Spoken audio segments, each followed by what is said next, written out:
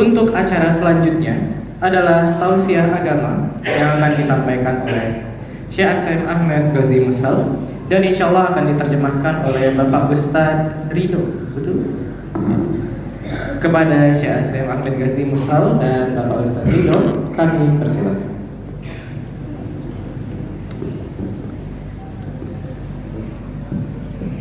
Assalamualaikum warahmatullahi ta'ala wabarakatuh. Alhamdulillahi rabbil alamin wa salatan wa salaman ala al-mab'uth rahmatan lil alamin sayyidina Muhammad wa ala alihi wa ashabihi wa atba'ihi wa ansarihi wa man sara ala manhajihi wa 'amila bi sunnatihi wa iqtafa atharahu ila yawm الدين. اللهم صل على سيدنا محمد في الأولين وصل على سيدنا محمد في الآخرين وصل على سيدنا محمد في الملأ الأعلى إلى يوم الدين. ثم أما بعد سيا بهدي لسن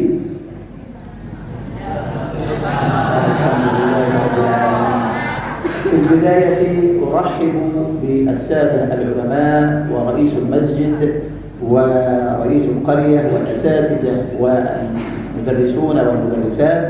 أرحب بالجميع الحاضرين والحاضرات من الآباء والأمهات وكذلك الطلاب، وأسأل الله سبحانه وتعالى كما جمعني وإياكم في الدنيا على طاعته أن يجمعني وإياكم في الآخرة في مستقر رحمته ودار كرامته، إنه ولي ذلك والقادر عليه. Bismillahirrahmanirrahim. Alhamdulillahirabbil alamin. Segala puji bagi Allah Subhanahu wa taala. Kemudian salawat serta salam terhaturkan kepada manusia yang diutus oleh Allah Subhanahu wa taala sebagai rahmat bagi seluruh alam, yaitu junjungan kita Nabi Muhammad sallallahu alaihi wasallam, serta para keluarganya, para sahabatnya, dan para pengikutnya yang setia menjalankan ajaran-ajaran Nabi Muhammad sallallahu alaihi wasallam, setia menjalankan sunnah-sunnahnya Nabi Muhammad sallallahu alaihi wasallam. Dan juga beliau tadi menyampaikan salam penghormatan wabil khusus kepada seluruh tokoh masyarakat, tokoh agama, para asatidz wal ustadzat, dan juga kepada Rais Masjid, Ketua Masjid Ustaz Haji Ahmad Farhan, dan juga para jamaah semuanya, bapak-bapak dan ibu-ibu, dan juga para santri, santriwan dan santriwati Pondok Pesantren Khulafaur Rasyidin. Beliau mendoakan mudah-mudahan sebagaimana Allah Subhanahu wa taala mengumpulkan kita semua di tempat ini dalam ketaatan dan ibadah kepada Allah, semoga nantinya Allah Subhanahu wa taala juga mengumpulkan kita nanti di surganya. Min afdal al-ibadat allati yata'abbadu biha al-muslimu ila rabbih hiya talabul ilm.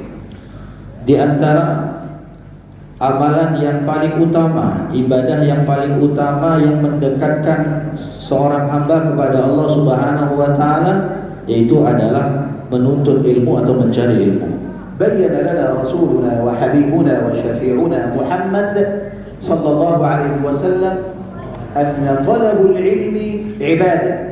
لما يطلب العلم هي عبادة يثاب عليها ويأخذ الأجر من الله سبحانه وتعالى عليها. Dan Rasulullah sallallahu alaihi wasallam telah menjelaskan bahwasanya mencari ilmu itu adalah suatu ibadah, dan orang setiap kali dia mencari ilmu maka akan diberikan pahala oleh Allah Subhanahu wa taala. فليس هناك منزلة ودرجة ومكانة أرفع من طلب العلم.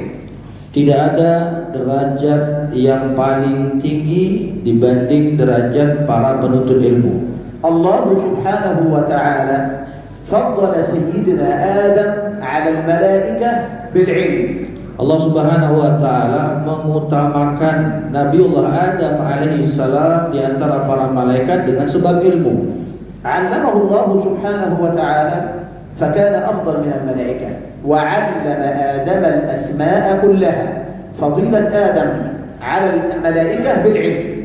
Allah Subhanahu wa taala mengajari Nabiullah Adam alaihi salam dengan asma-asma, karena sebab ilmu tersebut Nabiullah Adam mempunyai keutamaan yang lebih dibanding para malaikat-malaikat. كل الأنبياء منذ سيدنا آدم عليه السلام إلى نبينا محمد صلى الله عليه وسلم دأبهم ومنهجهم هو العلم، طلب العلم.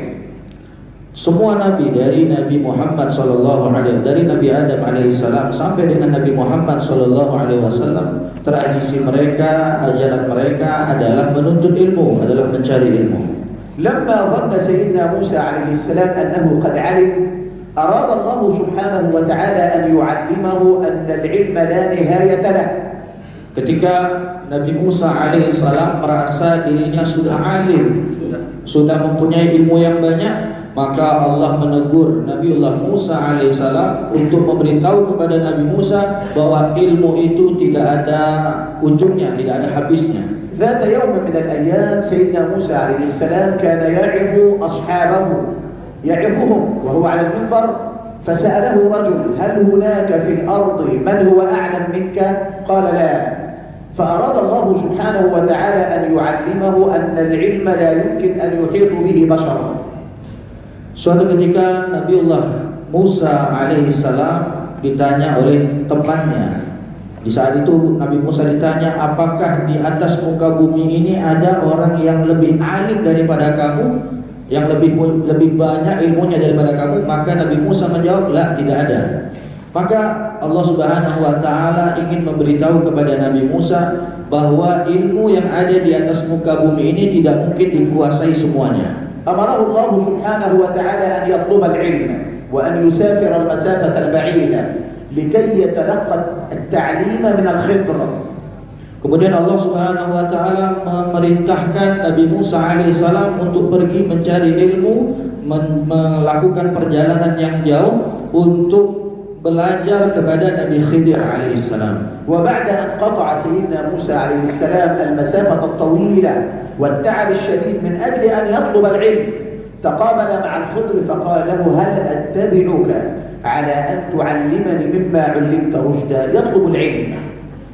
Kemudian setelah Nabi Musa alaihissalam melakukan perjalanan yang sangat jauh, kemudian Nabi Musa bertemu dengan Nabi Khidir alaihissalam, dan beliau meminta kepada Nabi Khidir, apakah saya boleh ikut denganmu supaya saya bisa mempelajari ilmu-ilmu. كل الأنبياء منذ سيدنا آدم إلى سيدنا رسول الله صلى الله عليه وسلم منهجهم وطريقتهم هو طلب العلم، لأن طلب العلم فريضة وطلب العلم عبادة. Dari semua nabi, dari Nabi Adam sampai dengan Nabi Muhammad SAW, manhajnya, metodenya adalah dengan menuntut ilmu, mencari ilmu. Karena mencari ilmu itu adalah ibadah, mencari ilmu itu adalah kewajiban. ولمكانة العلم ومنزلة العلم، أول آيات نزلت على رسول الله صلى الله عليه وسلم إنما هي آيات تحث على طلب العلم. اقرأ باسم ربك الذي خلق.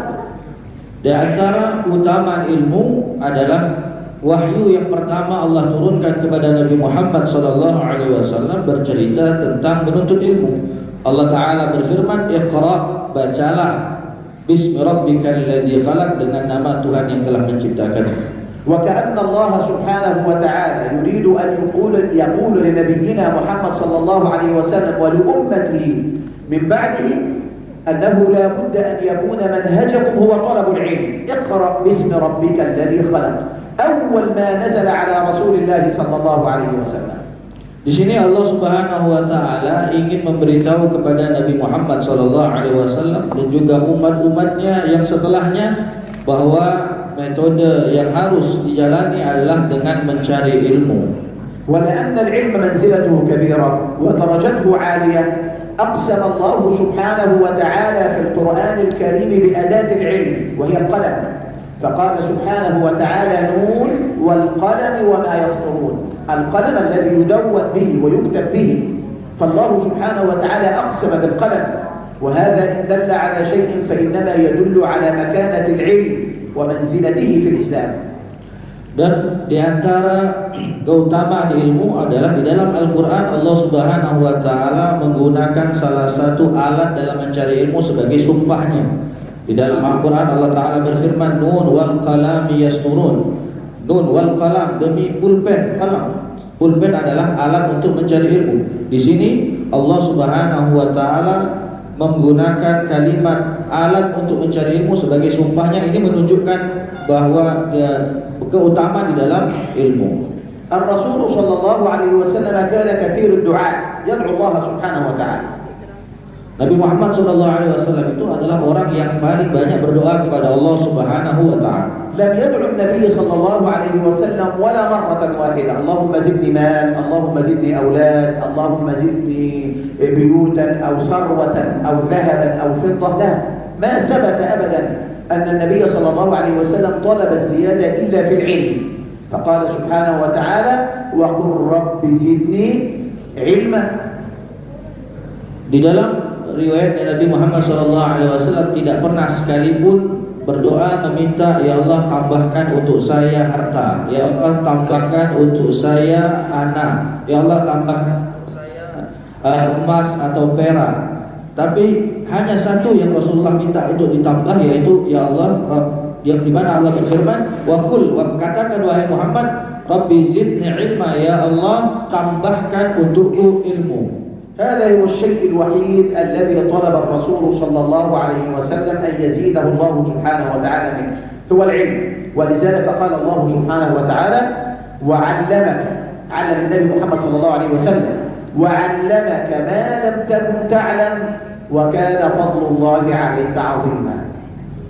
Dan inilah satu-satunya yang diminta oleh Nabi Muhammad SAW untuk ditambah, yaitu adalah ilmu. Oleh sebab itu Allah Subhanahu wa Ta'ala mengatakan, Allah Subhanahu wa Ta'ala memberikan kamu ilmu yang tidak kamu ketahui. Rasul sallallahu alaihi wasallam huwa qudwatuna wa uswatuna wa muallimuna. Kana yuallimu as-sahaba as-sighar مثل هؤلاء وهو صغير كان يعلمهم منذ صغره. Rasul sallallahu alaihi wasallam adalah panutan kita. Beliau adalah guru kita. Pernah suatu ketika Rasul sallallahu alaihi wasallam mengajari anak-anak yang kecil, anak-anak seperti ini, anak yang sangat kecil. لأن هذا الطفل الصغير اليوم سيكون الرجل في المستقبل. Karena anak-anak kecil saat ini nanti di kemudian hari akan menjadi orang-orang yang dewasa. فإذا تعلم علما صحيحا علما شرعيا أصبح نافعا لنفسه ولأبويه وللمجتمع. Ketika anak yang masih kecil ini diajari dengan ilmu yang benar, ilmu syariat, maka ilmu tersebut akan bermanfaat untuk dirinya, untuk kedua orang tuanya, dan juga untuk masyarakat. أنا سأضرب لحضراتكم نماذج من تربية النبي صلى الله عليه وسلم وتعليمه للصحابة الصغار مثل هؤلاء. Beliau akan memberikan satu contoh kisah tentang bagaimana Nabi Muhammad SAW mengajari anak kecil yang seperti ini, anak kecil. سيدنا أنس بن مالك رضي الله تبارك وتعالى عنه كان يتيما. أمه لأنها حريصة على طلب العلم، حريصة على أن تعلم ابنها، أخذت مال أنس بن مالك وهو طفل صغير لكي يلازم رسول الله صلى الله عليه وسلم، يكون معه، يخدم النبي، يتعلم ويحفظ القرآن ويحفظ سنة النبي محمد صلى الله عليه وسلم. Dulu ada seorang sahabat yang bernama Anas bin Malik. Anas bin Malik ini adalah seorang anak yatim yang bapaknya sudah meninggal dunia. Ibunya itu adalah seorang wanita yang sangat gemar dengan ilmu, sehingga sahabat Anas bin Malik ini diperintah oleh ibunya untuk membersamai Rasul sallallahu alaihi wasallam di setiap harinya untuk berkhidmah, membantu melayani Rasul sallallahu alaihi wasallam. Untuk apa? Supaya Anas bin Malik ini bisa belajar dengan Rasulullah, mempelajari gerak-geriknya Rasulullah, mempelajari sunnah-sunnahnya Rasul sallallahu alaihi wasallam. فكان أنس بن مالك رضي الله تبارك وتعالى عنه طفلا صغيرا ملازم للنبي صلى الله عليه وسلم، يحفظ كلما مشى النبي صلى الله عليه وسلم جل رسول الله صلى الله عليه وسلم سما أنس بن مالك معه، أنس بن مالك مع النبي صلى الله عليه وسلم يحفظ معه ويتعلم منه حتى صار أنس بن مالك من أكثر الصحابة رواية للحديث. Sehingga Anas bin Malik ini pun setiap harinya kerjanya adalah membersamai Rasul Shallallahu Alaihi Wasallam. Setiap kali Nabi berjalan pasti akan diikuti oleh Anas bin Malik, sehingga setiap apapun yang dilakukan oleh Nabi dihafal oleh Anas bin Malik. Semua, sehingga Anas bin Malik ini mempelajari semua daripada Rasul Shallallahu Alaihi Wasallam, sehingga menjadi Anas bin Malik menjadi salah satu seorang sahabat yang paling banyak meriwayatkan hadis. والرسول صلى الله عليه وسلم أحب أنس بن مالك لفطنته وذكائه وحرصه على التعلم. النبي صلى الله عليه وسلم أحبه ودعا له. Dan Rasul Shallallahu Alaihi Wasallam sangat mencintai Anas bin Malik, sangat menyukai Anas bin Malik karena semangatnya dia dalam mencari ilmu, karena kecerdasannya, karena kepandaiannya, sehingga dia pun dicintai oleh Rasul Shallallahu Alaihi Wasallam. دعا الرسول صلى الله عليه وسلم سيدنا أنس بن مالك بطول العمر وكثرة الأولاد وكثرة الرزق، بل ينجح عمره سيدنا أنس بن مالك. فدعا الله سبحانه وتعالى بذلك فرزقه الله سبحانه وتعالى مالا كثيرا، ورزقه الله سبحانه وتعالى 10 من الأولاد، وكان عمره زاد عمره حتى وصل 120 عاما ببركة العلم ومصاحبته للنبي محمد صلى الله عليه وسلم.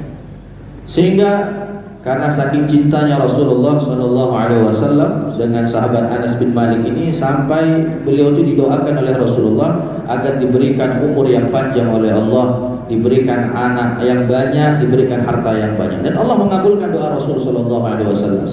Sehingga disebutkan bahwa beliau itu semasa hidupnya mempunyai harta yang banyak, anak yang banyak. Disebutkan berapa? Banyak, puluhan daripada anak-anak yang beliau punya, dan juga mempunyai umur yang panjang.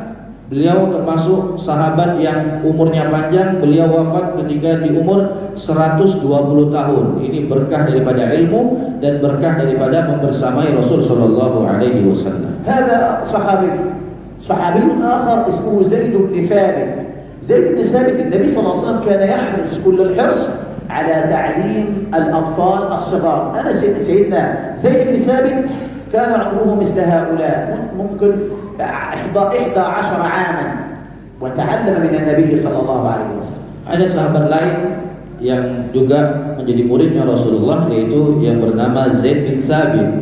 Zaid bin Thabit, Rasulullah ini sangat suka sekali mengajari anak-anak yang kecil. Di antara murid beliau yang kecil itu adalah yang namanya Zaid bin Thabit, yang mungkin umurnya itu ya seperti umur anak-anak ini, sekitar 11 tahun atau 12 tahun, yang diajarkan oleh Nabi Muhammad SAW. Sayyidina Zaid bin Thabit kana zakiyyan fatinan mulaziman lin-nabi SAW, hafiz al-Qur'an al-Karim. Sahabat Zaid bin Thabit ini adalah orang yang cerdas, yang pintar, dan beliau ini hafal Quran. فلما وجده النبي صلى الله عليه وسلم زكيا حثه الرسول صلى الله عليه وسلم أن يتعلم اللغة السريانية، لغة اليهود.